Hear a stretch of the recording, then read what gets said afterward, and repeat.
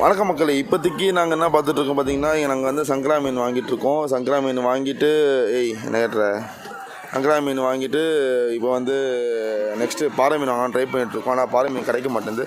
So அவங்க கருத்து சொல்லுங்கள் சார், பாறை மீன் கிடைக்குமா? தேங்காய் பாறை இன்றைக்கி கம்மியாக தான் வரும்னு சொல்லியிருக்காங்க. சொல்லுங்கள் நீங்கள் எப்படி இருக்கீங்க? நல்லா இருக்கீங்களா? அப்படி சொல்லுங்கள். நான் நல்லா இருக்கேன், நீங்கள் எப்படி இருக்கீங்க?